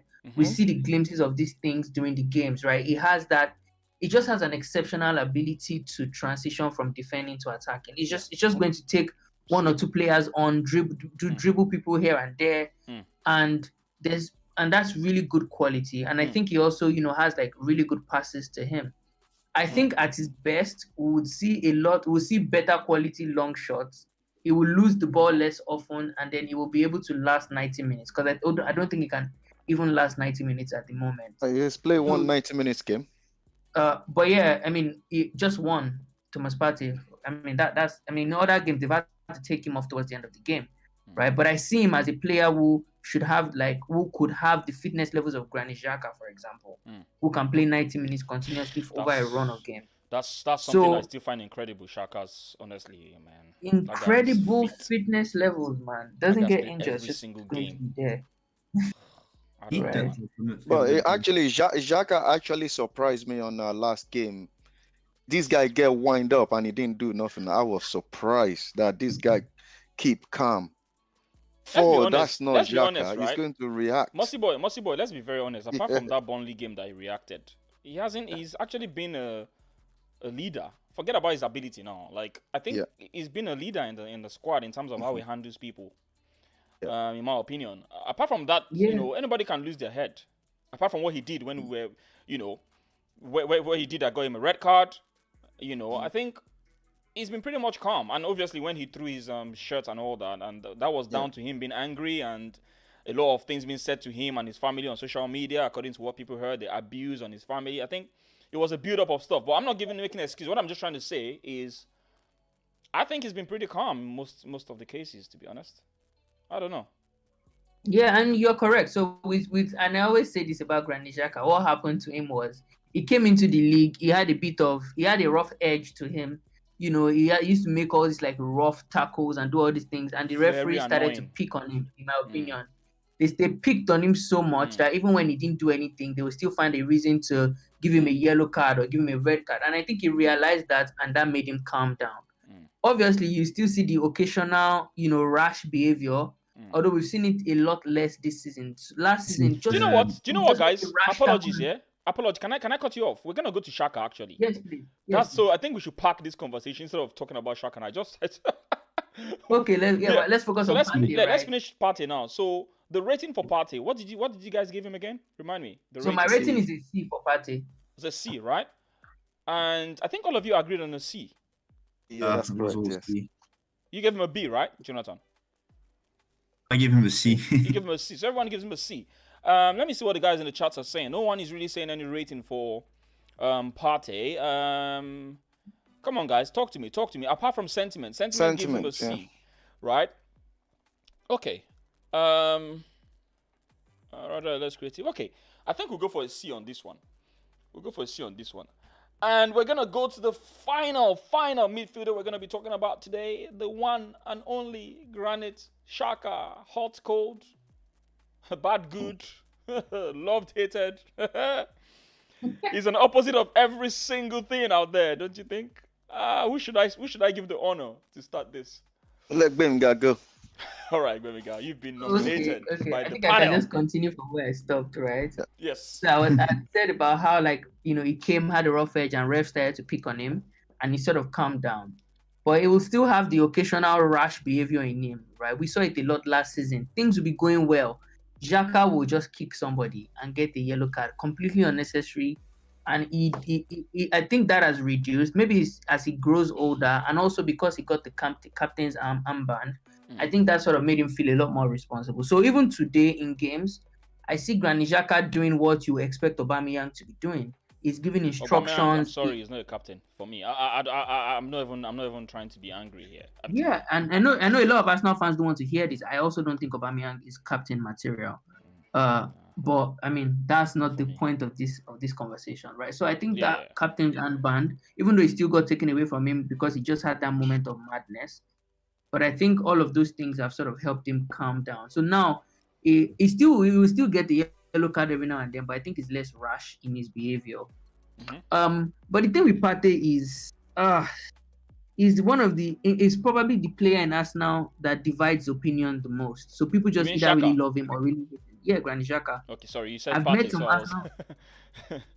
Yes, I've met some Arsenal fans that absolutely love Xhaka. They believe he's the key to our midfield, and every single manager has always picked Xhaka. So whether it's Wenger or Emery or Lombard or even Arteta, every single manager has stuck to Xhaka, and there must be a reason why. Right? Can I answer that? Have you finished? Yes, please. Okay. Yes, please. The simple reason is similar to what I said about Partey. It's a relative thing. You look around you and look at what you've got, right? How am I going to phrase it? You have to look at the best of the worst, if that makes sense. And for me, you look around there, I will take Xhaka ahead of Elneny or Ceballos. I'm sorry. That's me. Because he's a bit more consistent. He has the little mistakes in him, right? But if I'm going to have a choice, I will take them ahead. Now, if you bring me someone like Bissouma now, then I can put Xhaka on the bench. But I still need him in the squad because there's something that he has that a lot of players don't have, which is positioning. His positioning is so good that a lot of people don't notice it. And the problem with him now is that he doesn't have the legs. He's very slow. His turnaround is very, very sluggish. He gets caught out most of the times. Not because he's not in the right position. It's because most of the times when he tries to do a dribble or he loses the ball, he can't catch up. He's so slow, he can't catch up. And then he looks terrible, But when it comes to positioning, in my opinion, he knows how to put himself in defensive positions whereby he's covering for a player. If, say, for the left back goes forward, the right back, whatever. He knows how to fall deep to cover for people. And that's a very, very interesting skill that a lot of players don't have. Now, do I need better? Definitely I need better than Xhaka. Do I want Xhaka in the squad? I think he's still a very important player to have in the squad to help out, just like what Jonathan was saying. This is my opinion and take on this, really. Yeah, if we're going to replace Xhaka, we must replace him with somebody who can offer us more than Xhaka can. Because if we buy a midfielder, so you can't replace him with anybody of like Ceballos or Elneny levels. That would be an insult. right? Because I know everybody wants Xhaka. Everybody's also Xhaka needs to leave. Since he came here, we have not qualified for the Champions League. If we do decide to replace him, we better be getting somebody that can do better. Because at the end of the day, what Xhaka has offered us, even just being available for selection 90 minutes of every single blessed game we play, is something is incredible, right? But he will always have the occasional mistakes in him. He and David Luiz and Leno these days. But I think if I was to rate Xhaka, honestly, I'll rate him a B, because I think he has been steady for us for most of the season, and just the incredible work he has put in this season, it should not go unnoticed. So I'll give him a B. All right. Okay. Mossy Boy, over to you. Okay. Please, what's it please, called? I beg you, I'm on my knees right now. I'm on my knees. Be nice. Be nice. Jonathan has said it all earlier, that Birmingham mentioned a little part of it when he was talking earlier. We just need to go out, basically get someone that is better than Xhaka, sell Elneny, and make Xhaka a squad player. Well, you guys have said it all. Since he's been at the club, it's not. This one is not a coincidence anymore, or we have never qualified for Champions League. It's a fact. Can I ask you a question? And this goes for everyone as well, right? Yeah. And it's also kind of goes into what Bemiga was saying earlier, right? Yeah. Why is it that every man? I mean, okay, you guys realize this guy was a captain in his previous club, and he got them into Champions League twice. Why he hasn't got us into the Champions League? No. He's been here. I said his club. Come on. Are you really gonna put getting Champions League on one man for Arsenal? But anyway, the point I'm making, right, is I don't think all the managers could be that stupid to give him a captaincy. There's something about him, and I'm not even trying to be funny here. There has to be something. In a previous club, you were captain. You come here, and automatically you become captain within a year or so. There has to be something. What is that? Can someone tell me? What But are they saying in him?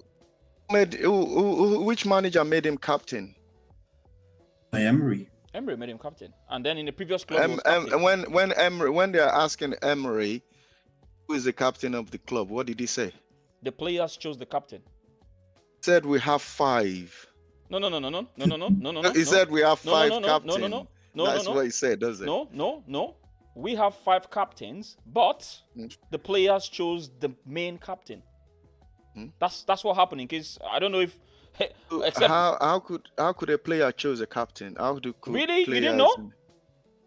You didn't know?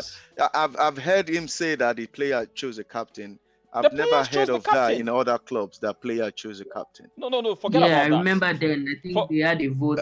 No. Don't get me wrong. I want you to get me. I want you to understand what I'm saying. I've heard Emery said the players chose the captain. So he make Xhaka the captain then.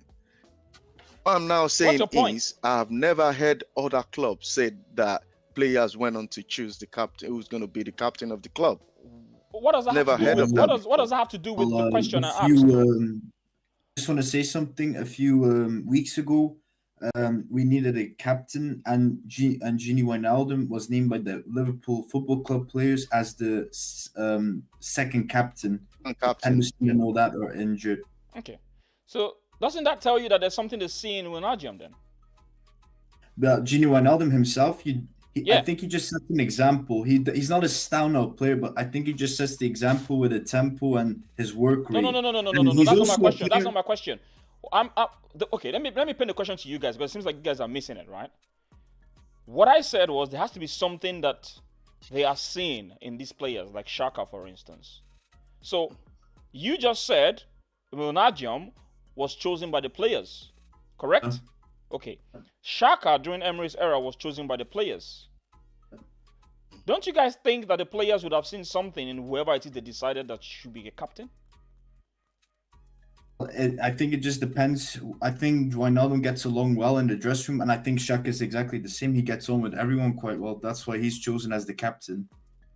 Why didn't they choose Aubameyang? I mean, I don't. Okay, well, I don't know. For me, I feel that for players to choose a captain, they have to see some leadership qualities in that person. And I'm gonna use the team I play for. I play for Hope Church FC right here in Ipswich, right? There are certain people that we players we look up to in the team. Yeah, we even whisper, amongst ourselves. We look at certain players, even if in age, maybe they're even younger than you. There's certain standards they set in how, not footballing now, in how they conduct themselves, in the dressing room. Do you understand what I'm saying? So for us to do a vote, for instance, of who's going to be captain, definitely we'll be looking around and saying, we'll be looking at a lot of qualities. It could be how hardworking he is. It could be he's always punctual for training. He's always resolving conflict, because there's always going to be fights in the dressing room. You know that there's always going to be quarrels and fights and arguments. All these sort of things, they might be looking at that player and saying, do you know what? This is the person we think should be captain because he's a leader. I mean, this is what I think based on my little experience in the club I play for. Based on what I think people are going to be looking at to choose a captain, it has to be leadership qualities. Unless I'm talking gibberish here, tell me something else.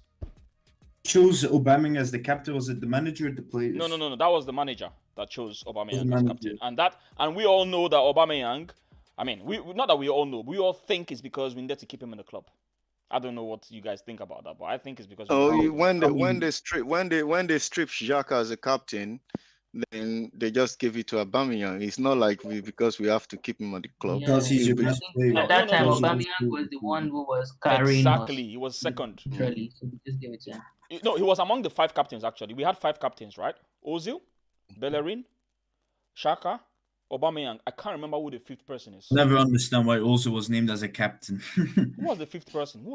But he's one of the oldest player in the club at that time as well. Yeah, but who was the 5th player? I think Lacazette was also one of the captains. Lacazette, good. That's the 5th player. Those are the 5 captains we had in the squad. So they gave Aubameyang, but remember that Aubameyang was not the full captain back then. He was more like the second. Then when Arteta came, Arteta chose his captain. Try to remember, Musty Boy. Arteta chose his captain. This time around, he came out and said, officially, Aubameyang is the captain. And that was when we're having all this contract saga, in my opinion. But anyway, listen, we are going into all sorts of things right now. Back in the day, we used to have vice captains and all that. Oh, that's not a thing anymore. No, we still do. I think there is still vice captain, though. Yeah, we still do. Do yeah. Not with us. We still have the normal captain. Bellerin. I think was it Bellerin or Lacazette as a vice captain? Bellerin is the assistant captain. If it's only when Bellerin is not in the team, it goes to Lacazette. Yeah, correct. Oh, okay.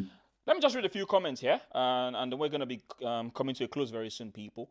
But I haven't rated Xhaka though. But all right, what's your rating? I'm not gonna be too harsh, but I thought personally, for me, B is too high. I would just stick to C anyway. Okay. What about you, Jonathan? I totally forgot, to be honest. What about you, Jonathan? What are you gonna rate him?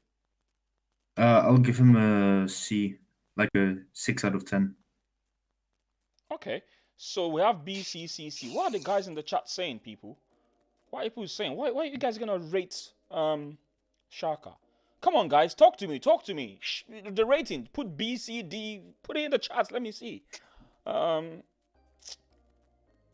me read a few things here. Sentiment: could Xhaka really react badly again after Burnley? Both games ill-disciplined twice in the season. Xhaka, I don't rate him, and I can't believe he's still at the club. James Dunlop: Xhaka is a terrible player, but I think he's more suited to the foreign leagues than the Premier League. Do you know what? I think I've had a lot of people say that, and I'm inclined to agree because he's a bit too slow, and Premier League is a bit too fast for him. So, honestly, I think he's going to thrive if he goes to the likes of Inter Milan or he goes back to Germany, in my opinion. Because, yeah, it's quite slow and he can take his time. And in Premier League, you don't have that kind of time. You don't, But Tade, my question is, I still don't understand what is when they're saying that Premier League is I know that it's physical. When they're saying that all these German league, Spanish league, they're too slow and all that, They are too. If they are that slow, why is it like a team like Bayern Munich? They just a Premier League team and they just pick them apart. Is it possible for you to remove Bayern Munich out of Bundesliga because they're in a different league of their own? They're just lucky that they're playing. They have one of the let's best do players it in this the way. world. Let's do it this way. If we pick that Bayern Munich team into the Premier League, where do you think they're gonna be? Oh, those guys are really gonna be good. They're gonna be at the top because They'll Yeah, win the but league. a But you lot need of to people are understand. just saying Mossy boy, Premier League. A team come from a player come from Bundesliga is finding it difficult to adapt to a Premier League team. Mossy boy. Not like they're slow there as But well. Mossy boy, you're being unfair. You're using Bayern Munich. Why would you come here and be using Bayern Munich as an example? Come on, be real. It's almost like you're picking the But- best team in the world as an example. You can't. But It's like that saying is you want to what, pick that is Barcelona. the reason why I said if you bring Bayern Munich into the Premier League, where are they going to be in the table They right will be now? at the top. They will be competing why with Man it's, City. I can bet you they'll be competing with Man City. They'll- You have to look at the players they've got. They've got the I best think players they in the will world. probably even be ahead of Man City because they will like destroy all the other clubs. I But- agree. Do but you know that? Do you know that Bayern Munich? Do you want me to tell you what I feel about them if they come into the Premier League? Okay, what do you feel? I would say maybe probably you guys are correct. They will probably be competing with the top four. The reason why I'm saying that is if you go and look at all the team in the Bundesliga, they are not as tough as other teams in the Premier League, like bottom half of our Premier League, because it's why we just kind of because any team you play in the Premier League is always tough. It's not like that in Germany, if you understand what I mean. That's what we're saying. By the Isn't time it? Bayern Munich come into the Premier League, they play like maybe probably 5 games. Now they will be feeling the pace, if you understand what I mean. But Mossy boy, you do realize that? Sorry. Did you want to say something, Jonathan? Well, if you look at Bayern Munich, they're one of the most physical teams that you will ever come up against because they train in the gym daily almost. They built muscles up. You'd be thinking to yourself, wow, almost looks like a rugby team I'm playing against. There was a photo of Goretzka, who used to play at Schalke, yeah? He was so light, skinny, you'd be thinking, this looks like a number 10. He doesn't look, I think he'll get bodied by players from Burnley. And in 2 years' time, he's built like a man. And just yourself as a player. Physicality is important in the Premier League, and I think Bayern Munich would make the cut. Just to add to that, right? You know, the Bayern Munich is practically the German team. Secondly, there's a reason they call them the German machine. Think about it. Think about all the players that play there. Majority of them.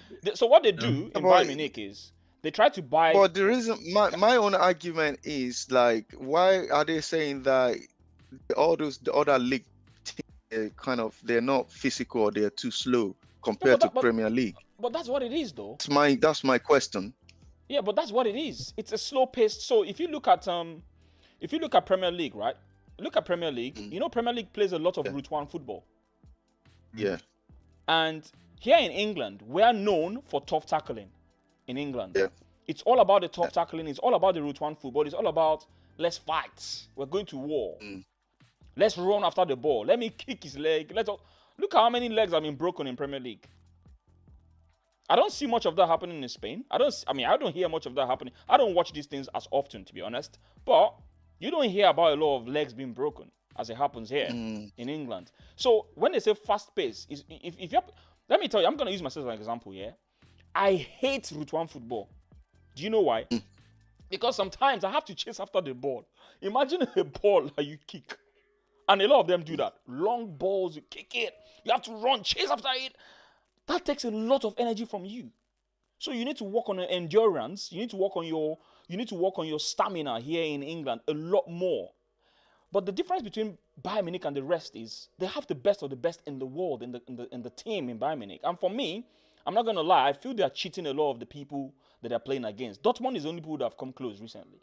For me, I think they're cheating a lot of the teams in that league. I don't know about you guys, but I think they're really cheating. But my own opinion is, I think probably the reason why we're thinking, because I was watching Manchester City as well when they play tonight. I was watching the way they are playing. Think maybe probably any manager that come from Europe or like they don't. You see the way they let the ball do the running for them. They just don't run unnecessarily. That's why it looks like, that's why you see a team like Bayern Munich, or a team like Barcelona when Pep is still there, a team like Manchester City now. I think they let the ball do the running. That's why we kind of, if you go, let me use Liverpool for example. They chase everything down. Now, tired. You understand what I mean? Those players are getting tired. They cannot do that. They cannot do what they're doing for the past 2 seasons. So, because they don't let the ball do the running for them. So I think that is what the difference is between the ball do the running and be chasing the game down, chasing the ball everywhere in the Premier League. It's a different ball game, isn't it? Yeah. All right, cool stuff, Mossy Boy. So what did you rate him again? You gave him a D, right? Give him a C. You gave him a C. Jonathan, you gave him a C as well, I think. Birmingham gave him a B, I think. Yeah, you gave him a B. All right. The guys in the chat, right? Let me just read this out quickly. Sentiments. Shaka may be consistent 5. That's a C. But he throws a danger every 5 games and self-destructs, kills the game. If you keep Shaka as a squad player, he will have to play. The squad gets depleted. We are back at this stage again. Inputting our mixed performances. Cut ties, save the heartache, let go of sentiment. Werner gives him an 8. He gives him a B. And this is coming from, I think he's a Chelsea fan, Werner. He's saying sell Shaka to Chelsea. Wow, he actually rates him that much. Shaka is world class. What you gonna talking about? I don't know if he's trolling or he's being serious right now, but he gives him a B. Osman Ali, Shaka is a D as a player, but a C recently for Arsenal. Simply not good enough. All right. You know what? That's a fair point. He gives a C based on performance. And at the end of the day, all we want is performances, really. So, that's the problem with Arsenal fans, Verna. You guys don't know world-class players. Sentiment. Tade, England doesn't have the technical level aspects of football. And you don't have to be a good player to play in EPL. Just need to be good athletes. You know what? I like that last statement. You just need to be a good athlete. Werner and Havertz, both technical, but just like physicality, they're not the biggest athletes. Yeah, that's a very, very interesting point that he raised there. It's a very interesting point, I must say. Anyway, guys, so I think I would have loved to give him, I don't know. Honestly, B for me, I think is a bit too high. It's a top C for me. It's a top C for me, right? So. Yeah, it's a top. Let me try to put in a little bit of a word for Xhaka, right? So, if you were going to mention, in your opinion, right, our top 5 players this season, will Xhaka make the cut? Arsenal. Yes. Arsenal. You mean based on performance, Arsenal, right? top 5. Yes. Top 5. In Based on Arsenal, performance, in Arsenal, yes. based on performance this season, the top 5 players for you. Yes, he does. I know where you're going to with this. He does. Yeah, so for me, because he plays every single game. No. Try and be very balanced, Mossy Boy. I know you don't like this guy, but you have to look at the consistency of his play, and this is a relative thing. We're not saying that. Don't get where Bemiga is coming from wrongly. I don't think he's saying that Shaka is all and beyond. No, I think he's looking at you're comparing with what other players have offered this season. You have to be real about that, Mossy Boy. Except you don't agree.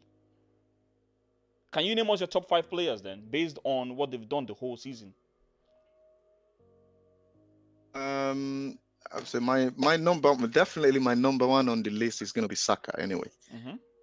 I'll probably pull number 2.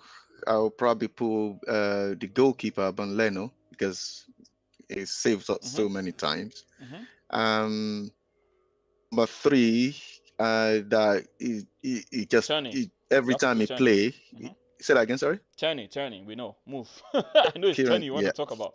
Kieran Tierney, and another defender that he play very good football that we don't really see is Murray. Well, he hasn't played as many games so far, but anyway, go on. Yeah. But I like him. I love him. Yeah, I'm going to say, and If you bring Aubameyang or Lacazette, I'm gonna stone you.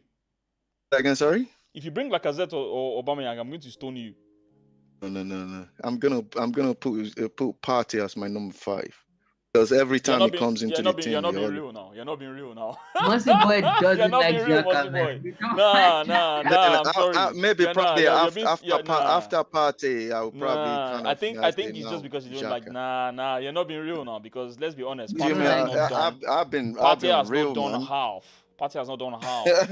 That is has not done half. No, that is. Listen. Let me say this. It's my top 5 name in the team sheet. That if I'm gonna before I kind of look any other person, top 5 name on the team sheet. Interesting. Okay. What's your top 5 then, Bimiga?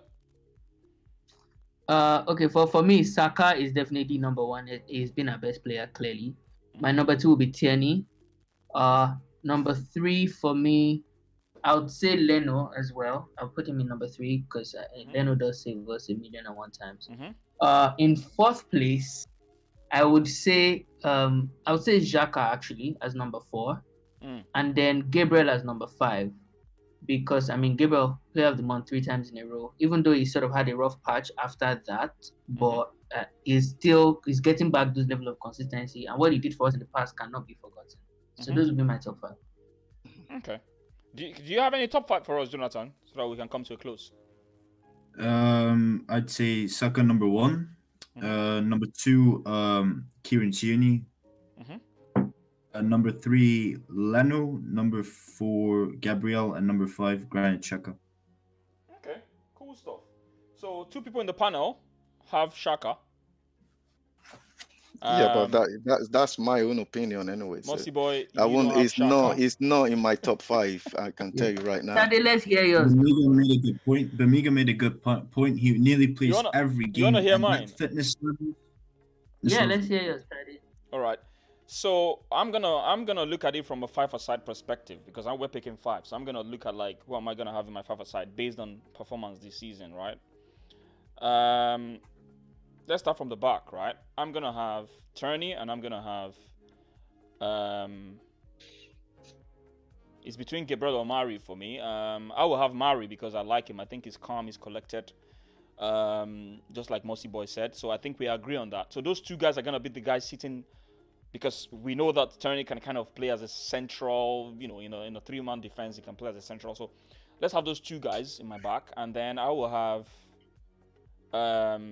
Leno, obviously, in goal. And not just because he's a goalkeeper, it's because of performance as well this season. And based on the consistency, not necessarily based on who is the better player now, right? I'm looking at performances this season. I will definitely have Xhaka in there. And it's just purely based on what they've offered me this season, not based on who is a better player, if that makes sense. Because Xhaka wouldn't get in for me. Partey would if it was based on that, but based on performance, Xhaka. So that's how many. That's 4. And up front now, naturally I would have gone for Aubameyang, but Aubameyang has been off this season, so I'll definitely have to go for Saka. And then the likes of Aubameyang will be on my bench. Unfortunately, Aubameyang doesn't make it for me. Yeah, so that's my 5. What's Sentiment FC saying here? Top 5 player, Saka, Tierney, Leno, Gabriel, Luiz. Oh, interesting. Mari and Xhaka is just about top 10. Interesting. Anyway, listen, people, thanks a lot. I really, really appreciate you guys that called in. Jonathan, Mossy Boy, and Bemiga. So that's from Nigeria, from Belgium, and from England. Wow, that's interesting. I'm going global now, people. I am going global. I really appreciate you guys coming in. Any last words from the 3 of you? Bemiga, any last words from you?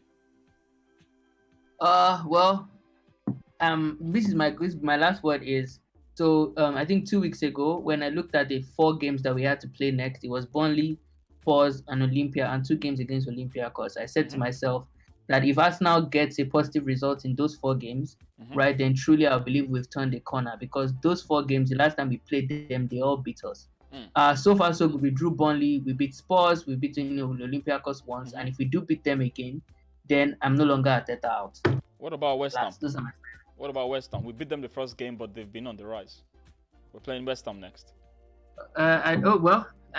we beat West Ham in the first game, so like they don't really matter to me. Those four people I mentioned, those three people I mentioned in the past beat us in the last time we faced them. Okay. But if we do win like Olympiacos, I'm no longer Arteta out, because for now I'm still Arteta out. I will fight with you. Anyway, I'm just kidding. Right, Jonathan. Any last words from you?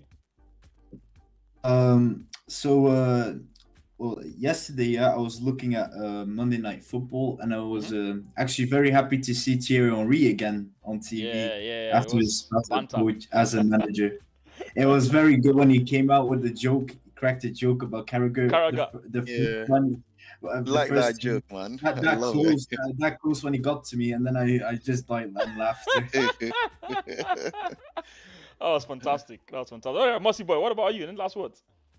My last word is just to add to what Benga said anyway. So, but the only thing I would just disagree, even though if we kind of go all the way on to the end of the season without losing a game, I'm not gonna say we've turned the corner. No, we're not. I'm not gonna be that hype. I just want to, like I said the other time, I just want to take it game by game and see where we're gonna finish at the end of the season. So then in the summer, hopefully, we do some good business to bring some better player in, and we can just kick on good from the beginning of next season. Yeah. All right. I appreciate that. Thanks a lot for your words, Bemiga, Jonathan, Mossy boy. And I will be seeing you guys pretty soon. Thanks a lot for coming on, and I really appreciate it. Talk to you guys later. No problem. Thank you. Take it easy. Bye. Bye, Teddy. All right, people. We have heard from our three panelists today, Mossy boy, Jonathan, and Bemiga. Listen, people, I'm going to be coming back here on a Thursday. That's going to be the game after Olympiacos, and I'm going to be doing my post-match. And I'll be looking forward to talking to you guys pretty soon, as usual. But before I go, you know what I usually do. I'm going to play you guys a little bit of a music. And it's You Got Issues from Spring Gang, people. Enjoy the music, and I'll be right back.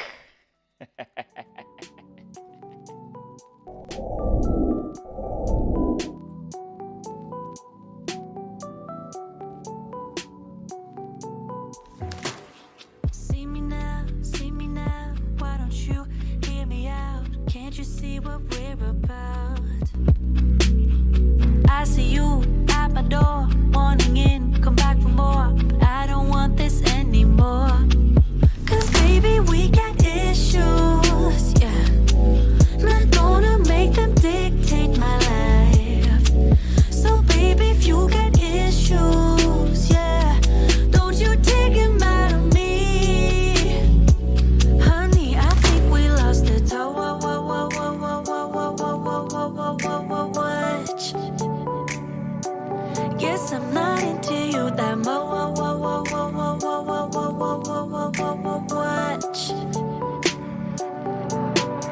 So goodbye, my love. Already found someone that I'm thinking of, and I lose myself again to someone that's got the toe.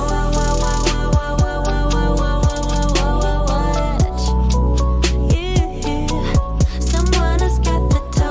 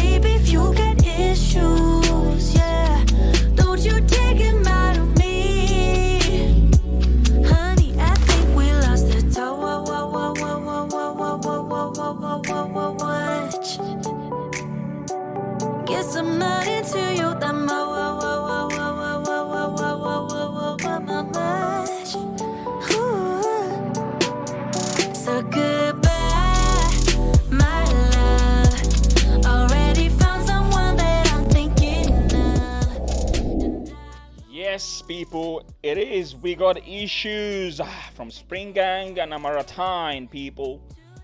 Listen, guys, I'm going to be back as usual post-match on Thursday. And I'll be looking forward to talking to you guys as usual. I hope you really enjoyed the show. Please and please and please keep on sharing. If you haven't subscribed, please subscribe. I really appreciate you guys as usual. It's your boy here, the Blonde Pony. Lovers will be lovers. Haters will be haters. And I'm out of here, people. Talk to you guys later. Cheers. Love you all. Bye.